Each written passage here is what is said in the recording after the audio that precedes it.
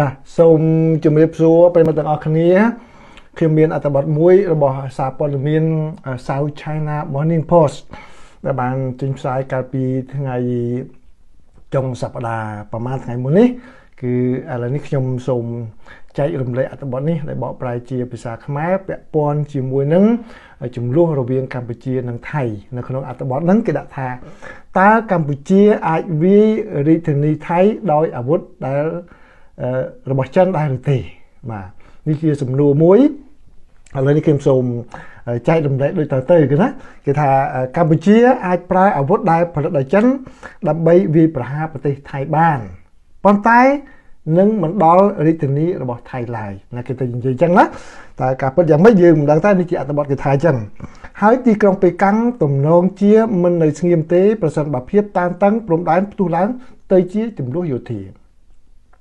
លោកសុងកុងពីងអតីតគ្រូបង្ហាត់កងទ័ពរំដោះប្រជាជនចិនបាននិយាយថាការនាំចេញអាវុធរបស់ប្រទេសចិនគឺជាធម្មតាសម្រាប់ការពារជាតិ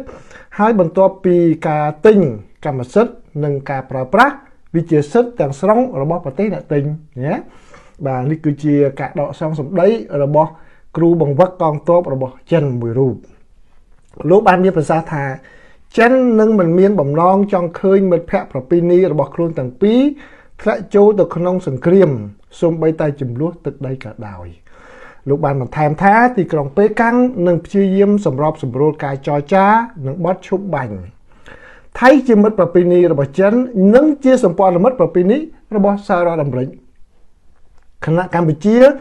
មានទំនាក់ទំនងជិតស្និទ្ធជាមួយនឹងចិនការវិដំឡៃនេះធ្វើឡើងបន្ទាប់ពីមានរបាយការណ៍មួយនៅគេហទំព័រសារព័ត៌មាន The Nation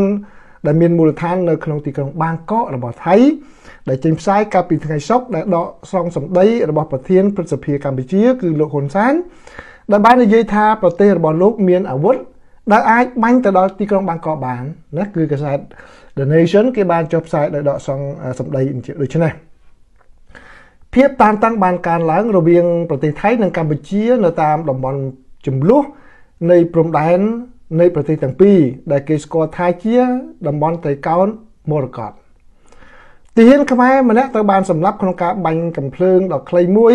កាលពីថ្ងៃទី28ខែឧសភាដែលធ្វើឲ្យមានការភ័យខ្លាចកាន់តែខ្លាំងឡើងចំពោះការបង្កើនភាពតានតឹងផ្នែកយោធាប្រទេសចិនគឺជាប្រភពអាវុធដ៏សំខាន់សម្រាប់ប្រទេសទាំងពីរប៉ុន្តែលោកសុងបាននិយាយថាវាមិនអាចទៅរួចទេសម្រាប់កម្ពុជាក្នុងការគម្រាមកំហែងរាជធានីថៃ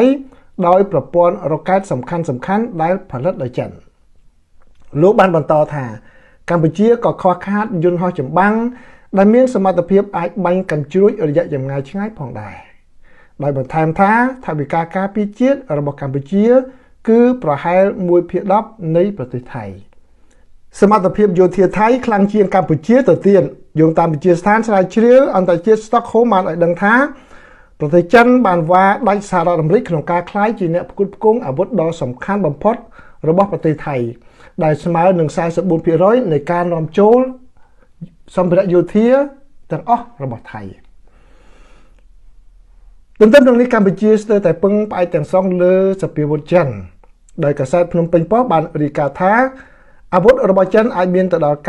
95% នៃចំនួនសរុបលោកសុងបាននិយាយថាមិនដូចសហរដ្ឋអាមេរិកទេប្រទេសចិនមិនបានដាក់លក្ខខណ្ឌលើការប្រើប្រាស់អាវុធរបស់ខ្លួននោះទេលោកបាននិយាយថានេះគឺខុសពីសហរដ្ឋអាមេរិកដែលជារឿយៗរក្សាការគ្រប់គ្រងលើរបៀបប្រើប្រាស់អាវុធរបស់ខ្លួន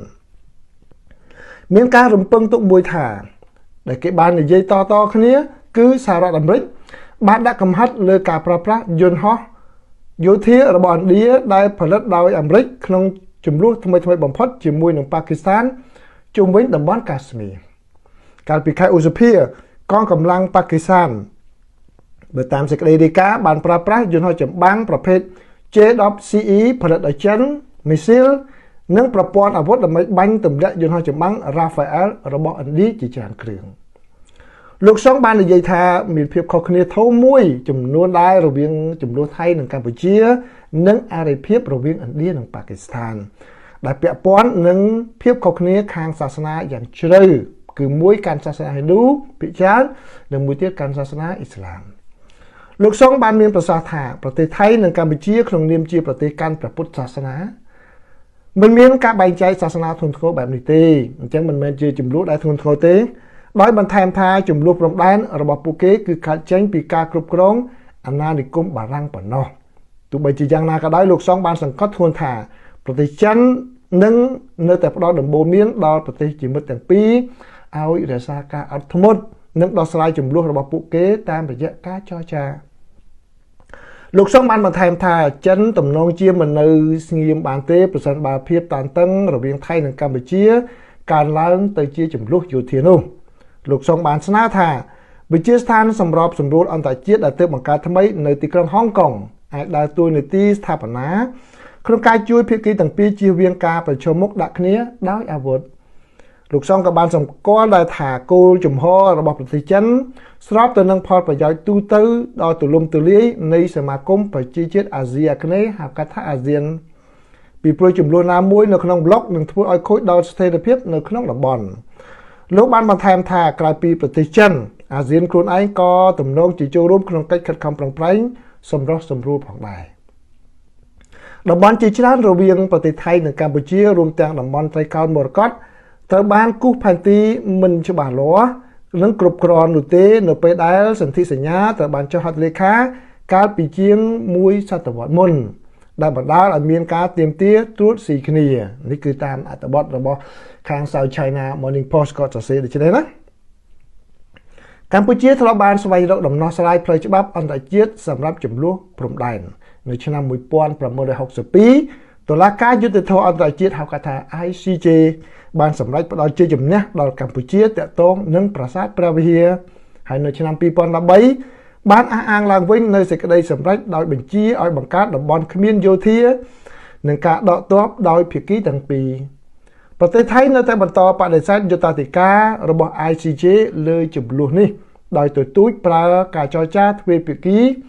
តាមរយៈគណៈកម្មការព្រំដែនរួមហៅថា JBC ដែលបានបង្កើតក្នុងឆ្នាំ2000មកគឺ JBC មានការរីកចម្រើនតិចតួចក្នុងការដោះស្រាយភាពតានតឹងបាទនេះគឺជាអត្ថបទដែលចុះផ្សាយដោយកាសែត South China Morning Post កាលពីចុងសប្តាហ៍នេះហើយខ្ញុំសូមចែករំលែកនៅការបកប្រែនេះទាំងស្រុងជូនប្រិមិត្តបាទបើសិនជា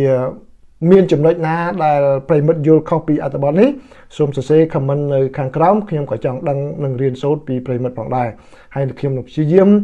រកអត្ថបទណាដែលល្អដែលជាការស្រាវជ្រាវនិងការវិភាគរបស់អ្នកជំនាញមួយចំនួនមកចែកជាមួយនឹងប្រិមិត្តទៀតសង្ឃឹមថាប្រិមិត្តនឹងចូលចិត្តសូមអរគុណសូមជម្រាបលា